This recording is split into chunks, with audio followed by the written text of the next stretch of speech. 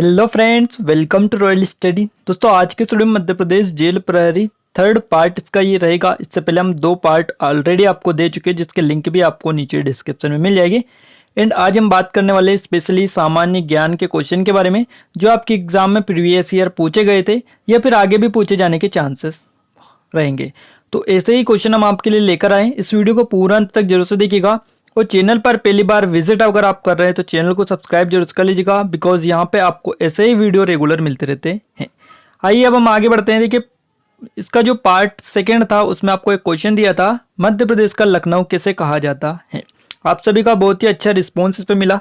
सभी लोगों ने कमेंट करके भी हमें आंसर बताया है। इसका सही जवाब आपका रहेगा सिवनी। 4th ऑप्शन सही जवाब है। जैसा कि यहाँ पे जो है आपका शिव शंकर साहू जी ने कमेंट करके हमें बताया है। इसके अलावा जगमोहन सिंह मीना ने कमेंट करके बताया है। तो देखिए, यहाँ पर कुछ लोगों ने इसका आंसर कमेंट किया है, कुछ लोगों ने और भी अच्छे अच्छे कमेंट हमें करके बताए हैं। कुलदीप यादव, इसके अलावा जो है यहाँ पर देखिए कुलदीप यादव जी ने 3-4 कमेंट यहाँ पर किए हैं। तो देखिए, यहाँ पर ये जो है इसका जो सही जवाब रहेगा वो रहेगा सिवनी। मध्य प्रदेश का लखनऊ कहा जाता है, याद रखिएगा। और आज का जो क्वेश्चन निकल कर आ रहा है वो आ रहा है, मेघालय के नए राज्यपाल कौन बनाए गए हैं। देखिए, मेघालय जो राज्य है इसके अभी नए राज्यपाल बनाए गए। इसके जो नए राज्यपाल है उनका नाम क्या है, कौन बनाए गए, इसका जवाब आप नीचे कमेंट बॉक्स में कमेंट करिएगा, जिसका राइट आंसर आपको नेक्स्ट पार्ट में मिलने वाला है विथ कमेंट, जो भी कमेंट करेगा उसके नाम के साथ में। क्लियर है। आइए हम आगे बढ़ते हैं बिना टाइम वेस्ट किए। तो देखिए, टेस्ट सीरीज के बारे में आपको थोड़ा सा बता देते हैं। मध्य प्रदेश जेल प्रहरी की स्पेशल टेस्ट सीरीज के माध्यम से आप इसकी घर बैठे अच्छे से तैयारी कर सकते हैं। पूरे 50% का इस पर डिस्काउंट भी चल रहा है। आपको हमारे कूपन कोड ROYJ050 को यूज करना होगा। ये कूपन कोड जैसे ही अगर आप यूज करेंगे आपको पूरे 50% का डिस्काउंट मिल जाएगा। इसकी लिंक भी आपको नीचे डिस्क्रिप्शन में मिल जाएगी। इसके अलावा MPPSC, मध्य प्रदेश पुलिस और आपका SI, इन सभी के टेस्ट सीरीज भी यहाँ पर अवेलेबल हैं।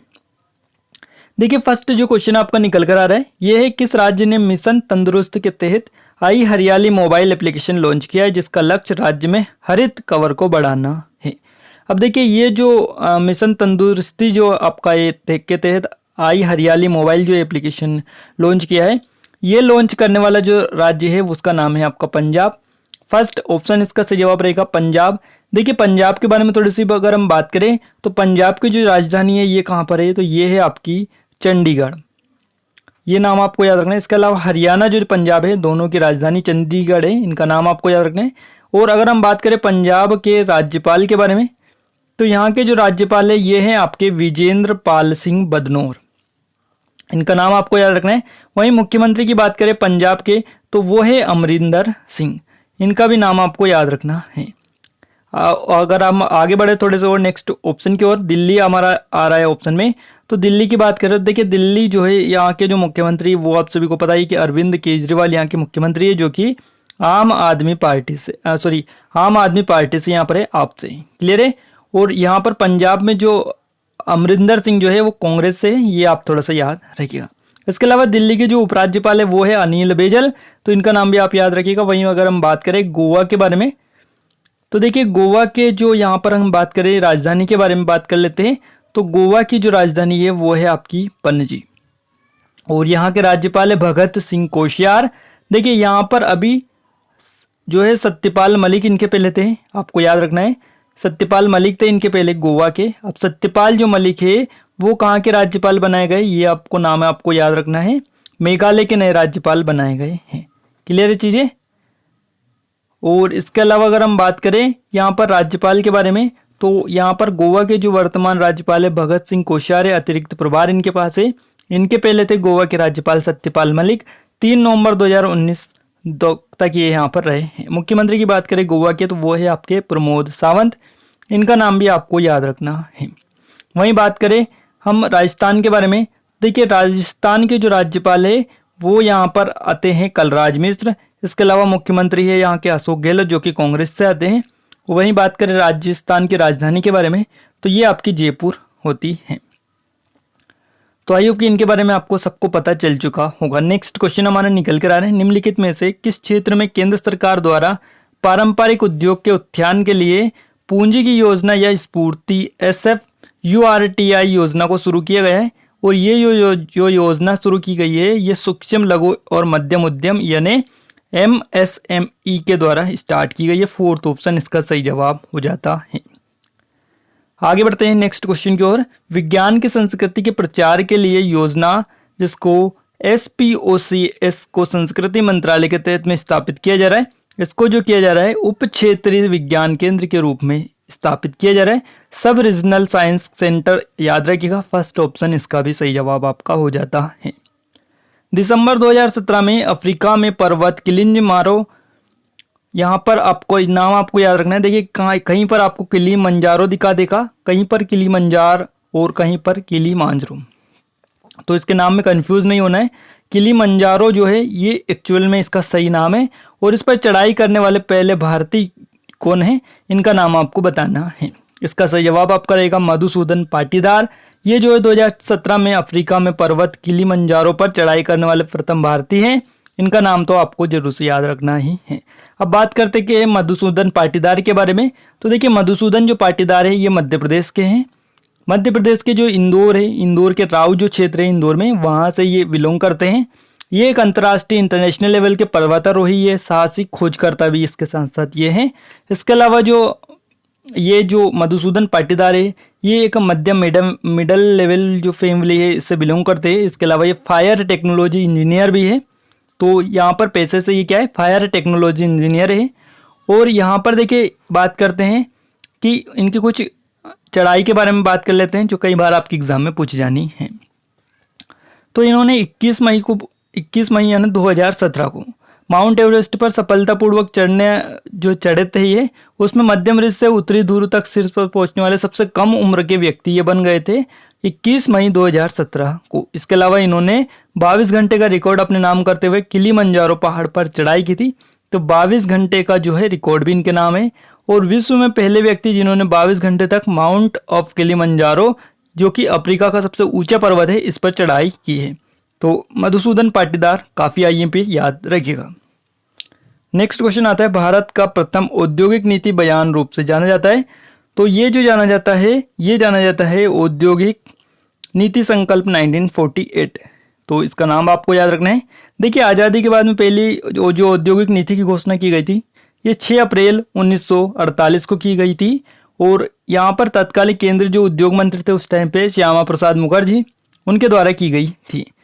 देखिए इस जो नीति है इसने आज भारत में मिश्रित और अनियंत्रित अर्थव्यवस्था के लिए एक आधार की स्थापना भी की थी। और नई औद्योगिक नीति के प्रारंभ होने से पहले भारतीय अर्थव्यवस्था जो है 3.5% की हिंदू दर वृद्धि में उलझ गई थी।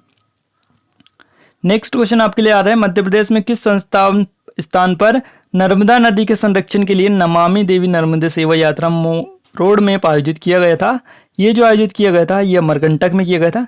अमरकंटक जो आता है अनूपपुर में आता है, ये नाम आपको याद रखना है। क्लियर है। और नर्मदा नदी को जो है पर्यावरण प्रदूषण जो होता है, प्रदूषण आप मान लीजिएगा, इससे मुक्त बनाने के लिए इस संकल्प के साथ 11 दिसंबर 2016 को नमामि देवी नर्मदे सेवा यात्रा शुरू हो गई थी या फिर की गई थी। अब इस यात्रा को शुरू करने के लिए अमरकंटक से इस यात्रा को शुरू किया गया था, ये भी आप याद रखिएगा। और इसको शुरू करने के लिए यहाँ पर मुख्यमंत्री के साथ साथ गुजरात के CM थे उस टाइम पे विजय रूपानी, वो भी यहाँ पर मौजूद थे। इसके अलावा यहाँ पर अगर हम बात करें अमरकंटक की, तो अमरकंटक जो है आपका अनूपपुर में आता है। नर्मदा जो नदी निकलती है अनूपपुर के अमरकंटक से ही निकलती है। और नर्मदा सेवा यात्रा शुरू होने से पहले नर्मदा नदी को यहाँ पर चुनरी ओढ़ाई गई थी और कलश यात्रा भी निकाली गई थी। हाल ही में इलेक्ट्रिक ट्रैक्शन के कोचिंग ट्रेनों को इटारसी से मार्ग पर कमीशन किया गया है। इसको जो कमीशन किया गया है जबलपुर में कमीशन किया गया है, जबलपुर इटारसी मार्ग पर, याद रखिएगा। और देखिए यहाँ पर जो है इटारसी के बारे में हम थोड़ा सा देख लेते हैं, काफ़ी सारी चीज़ें यहाँ पर हैं। विद्युत इंजन शेड यहाँ पर इसका निर्माण किया जाता है। Diesel engine shed, ordnance factory, Itarsi oil and flour mill यहाँ पर ये सभी स्थित हैं। अगला जो क्वेश्चन आ रहा है आपका मोस्ट IMP है, पेनिनसलपुर जो कि पेनिनसुलर पठार की सर्वोच्च चोटी अनाईमुडी निम्नलिखित में से किस पहाड़ी पर स्थित है।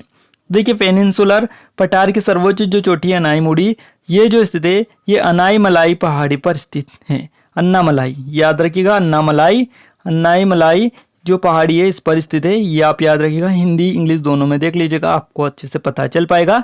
अन्नामलाई पहाड़ी श्रृंखलाओं में सबसे जो ऊंची पहाड़ी है वो अनाईमुड़ी पहाड़ी है और इसकी जो ऊंचाई है 2695 मीटर है। इसका नाम भी आपको याद रखना है, अनाईमुड़ी 2695 इसकी ऊंचाई है और ये केरल के इडुक्की जिले में स्थित है, ये भी आपको याद रखना है।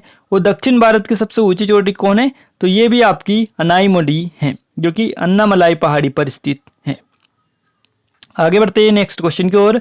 आपका नेक्स्ट क्वेश्चन आ रहा है ENVIS मध्य प्रदेश को ENVIS नोड के रूप में भारत सरकार के किस मंत्रालय द्वारा स्थापित किया गया था। और ये जो स्थापित किया गया था ये पर्यावरण, इसके अलावा वन और जलवायु परिवर्तन मंत्रालय, इसके द्वारा जो है आपको याद रखना है MOEFCC याद रखना है, पर्यावरण वन जलवायु परिवर्तन मंत्रालय। फोर्थ ऑप्शन इसका जो है सही जवाब आपका हो जाता है। आगे बढ़ते हैं नेक्स्ट क्वेश्चन की ओर। राष्ट्रीय विकास परिषद के बारे में सही उत्तर आपको पहचानना है कौन सा है, तो राष्ट्रीय देखिए नेशनल डेवलपमेंट जो एजेंसी है, काउंसिल आप बोल सकते हैं, नेशनल डेवलपमेंट काउंसिल, इसके बारे में आपको सही फैक्ट यहाँ पर पहचानना है। तो देखिए इसका जो सही फैक्ट आपका रहेगा वो रहेगा, इसे जो है 1952 में गठित किया गया था। तो यहाँ पर ये आपका जो है सही इसका जवाब रहेगा। देखिए ये जो है राष्ट्रीय विकास परिषद यानी नेशनल डेवलपमेंट काउंसिल, इसके जो अध्यक्ष होते हैं वो भारत के प्रधानमंत्री होते हैं और योजना आयोग का जो सचिव होता है वो राष्ट्रीय विकास परिषद का भी सचिव होता है। इसके अलावा योजना के निर्माण में राज्यों की भागीदारी होनी चाहिए। इस विचार को जो है स्वीकार करते हुए सरकार को एक प्रस्ताव जो है यहाँ पर 6 अगस्त 1952 को राष्ट्रीय विकास परिषद का यहाँ पर गठन किया गया था। डेट आपको याद रखनी है 6 अगस्त 1952, यानी आपको इस दिन जो है राष्ट्रीय विकास परिषद का गठन हुआ था। आइए बढ़ते हैं आगे नेक्स्ट क्वेश्चन की ओर। नेक्स्ट क्वेश्चन है भारत में चीता को पुनः पेश करने की रिपोर्ट के तहत मध्य प्रदेश में कौन से स्थल को उपयुक्त रूप से सिफारिश यहाँ पर किया गया है। इसका सही जवाब रहेगा नौरादेही अभ्यारण्य। अब बात करते हैं नौरादेही अभ्यारण्य की, तो ये कहाँ पर आता है, ये आता है मध्य प्रदेश के सागर में, ये आपका स्थित है नौरादेही अभ्यारण्य। ये अपनी बायोडायवर्सिटी के कारण नौरादेही वन्यजीव सेंचुरी का स्थान सबसे अलग बनाता है। इसके अलावा सागर, दमोह, नरसिंहपुर, जबलपुर इन जिलों में ये फैला हुआ है। नौरादेही सेंचुरी की जो स्थापना है 1975 में की गई थी और ये करीबन 1200 वर्ग किलोमीटर क्षेत्र में फैला हुआ है। तो ये फैक्ट भी इनके बारे में आप थोड़ा सा ध्यान रखिएगा। चलिए नेक्स्ट क्वेश्चन की ओर आगे बढ़ते हैं। भारत वियतनाम द्विपक्षीय सेनाभ्यास को मध्य प्रदेश के किस स्थान पर आयोजित किया गया था। यह आयोजित किया गया था मध्य प्रदेश के जबलपुर में। देखिए भारत वियतनाम की थल सेनाओं के बीच में मध्य प्रदेश के जबलपुर में संयुक्त सेनाभ्यास में हिस्सा लिया गया था दोनों देशों की सेनाओं ने, और 6 दिन तक चला था यह सेनाभ्यास। और यहाँ पर दोनों देशों के बीच में बढ़ते रक्षा सहयोग का परिचालक इसको मान सकते हैं। दोनों देशों के बीच में होने वाले इस संयुक्त सेनाभ्यास को विनबेक्स नाम दिया गया था। पूछे जाए अगर आपसे क्वेश्चन एग्जाम में कि भारत वियतनाम द्विपक्षीय सेनाभ्यास को क्या नाम दिया गया था, तो इसको विनबेक्स नाम दिया गया था। ये भी आप याद रखिएगा, जबलपुर में ये आपका हुआ था। नेक्स्ट क्वेश्चन आता है भोपाल को इंडिया स्मार्ट सिटी अवार्ड 2018 के तहत इसके लिए इनोवेटिव आइडिया पुरस्कार से सम्मानित किया गया था। इसका सही जवाब आपका हो जाता है एकीकृत कमान और नियंत्रण केंद्र के लिए। तो यहाँ पर जो है ICCC सही जवाब आपका रहेगा, integrated command and control centre. Fourth option इसका सही जवाब आपका हो जाता है। नेक्स्ट क्वेश्चन की ओर आगे बढ़ते हैं। नेक्स्ट क्वेश्चन आपका रहा है मानस राष्ट्रीय उद्यान किस राज्य में स्थित है। मानस जो राष्ट्रीय उद्यान है ये आपका असम राज्य में स्थित है। असम याद रखिएगा, थर्ड ऑप्शन सही जवाब रहेगा। और देखिए मानस राष्ट्रीय जो अभ्यारण्य है असम राज्य के भूटान हिमालय की जो पहाड़ियाँ हैं इनके नीचे ये बसा हुआ है। ये एक अद्वितीय जैव विविधता और परिदृश्य के लिए प्रसिद्ध है। इसके अलावा मानस वह पहला रिजर्व था जिसे 1973 में प्रोजेक्ट टाइगर तहत के इसका जो निर्माण करवाया गया था। और मानस वन्यजीव अभ्यारण्य को 1985 यानी 1985 में विश्व विरासत जो स्थल था उसमें शामिल कर लिया गया था। और 1989 में इसको जो है बायोस्फीयर रिजर्व का दर्जा दिया गया था। वहीं इसकी अगर हम बात करें क्षेत्रफल की तो 2837 वर्ग किलोमीटर के क्षेत्र में फैला हुआ है। और पूर्व में धनसिरी नदी और पश्चिम में संकोच नदी तक ये फैला हुआ है। तो इसके बारे में थोड़े से फैक्ट है, याद रखिएगा। नेक्स्ट क्वेश्चन है आपका, उस राष्ट्रपति का नाम बताएं जो संसद में एक बिल पास करने के लिए राष्ट्रपति की शक्ति का उपयोग करने वाले पहले व्यक्ति थे। उनका नाम है ज्ञानी झेल सिंह। सेकेंड ऑप्शन सही जवाब रहेगा। देखिए ज्ञानी झेल सिंह जो है, इनका जो कार्यकाल रहा है राष्ट्रपति के पद पर 25 जुलाई 1982 से 25 जुलाई 1987 तक इनका कार्यकाल रहा है, पूरे 5 वर्ष का। क्लियर है चीजें। और भारत के 7वें राष्ट्रपति ये थे, इनका भी आपको क्रम याद रखना है। 7वें नंबर के राष्ट्रपति थे। 1982 में भारत के राष्ट्रपति के पद पर ये जो है आसीन हुए थे, या राष्ट्रपति ये बने थे 25 जुलाई 1982 को।